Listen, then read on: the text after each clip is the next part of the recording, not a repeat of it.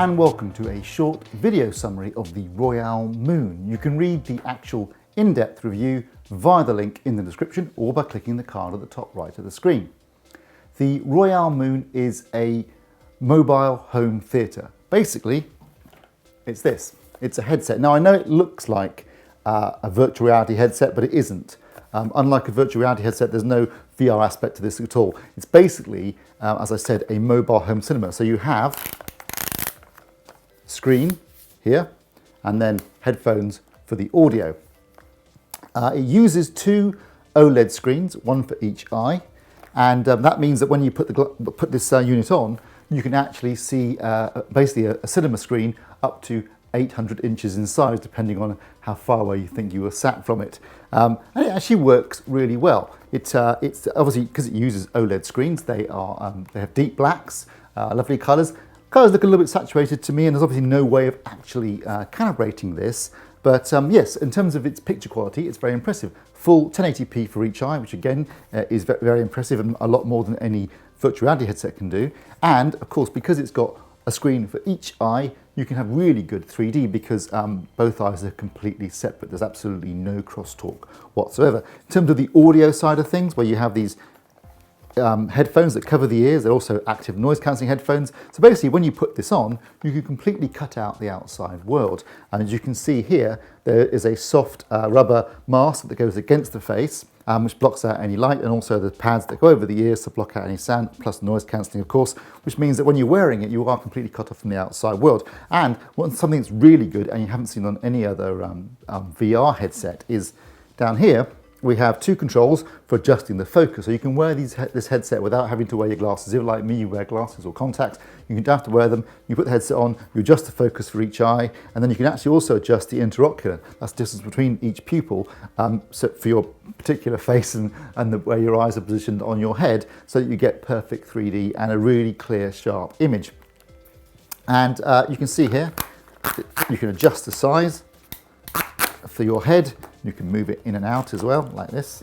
And then actually it weighs about 900 grams, but it's pretty comfortable. As you can see, it's a lot of padding on the headband and on the ears, and as I said, on the mask. So when you're wearing it, it's actually pretty comfortable. You can wear it for a couple of hours to watch a movie, and you won't feel like it's weighing on your head too much. But the thing about this is, it's advertised as a mobile home cinema. Now, I'm not sure that personally I'm prepared to wear this in public on a bus or a train. Maybe on an aircraft, perhaps on a plane you could do it, although most modern aircraft also have plenty of entertainment systems of their own. But I guess maybe on a 2-hour flight or 3-hour flight when there wasn't going to be a movie, you might want to use this yourself. But the big problem is, of course, you are cut off from the outside world. You can't hear anything, you can't see anything, and that does make it a little bit disconcerting because you don't know what's going on around you. You could wear it, and I'm going to put it on now, and you can just see what I mean about blocking out the outside world.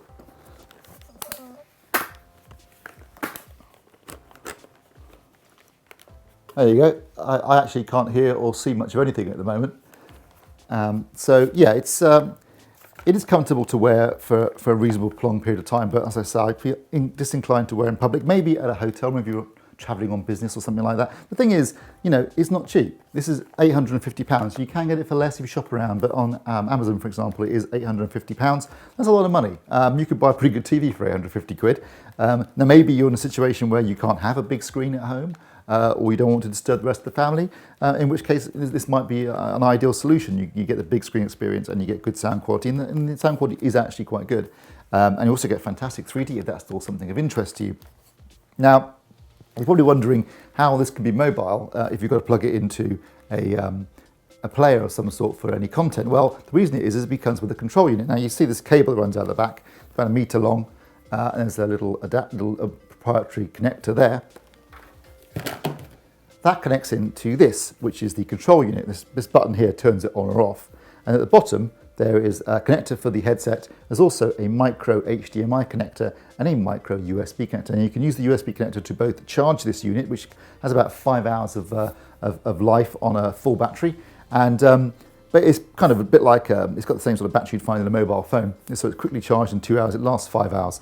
And you can control the unit with this unit when you're traveling. You can also download content onto it. Now, When you put the headset on, it has an operating system, an Android-based operating system, and you can select whether to listen to stuff or watch stuff from this unit, or you can connect to another device via Bluetooth, and you can listen to music from, say, your phone if you wanted to. There's also Wi-Fi connection, and you can even connect to YouTube and watch videos that way if you want. Obviously, if you want to, of course, you can use the micro HDMI connector, and then you can connect that to a player of some sort.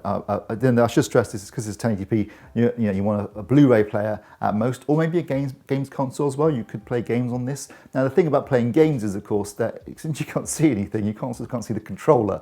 Now when you're playing a VR game, it's different. When you look down the VR headset, you see the controller. You see your hands in the VR world. With this, of course, you don't. So you can't see the controller. So you'd have to know where the controls are without looking if you want to use the headset for gaming. But you could do it for gaming, and obviously you can use it for watching movies, watching 2D and 3D movies, and as I said, you can also use it for watching things like YouTube, and it has its own built-in Wi-Fi for that. So it's a really clever system, I've got to say, and I'm quite impressed with the technology involved in it. But as I said, it isn't cheap, and I don't really consider it to be particularly mobile.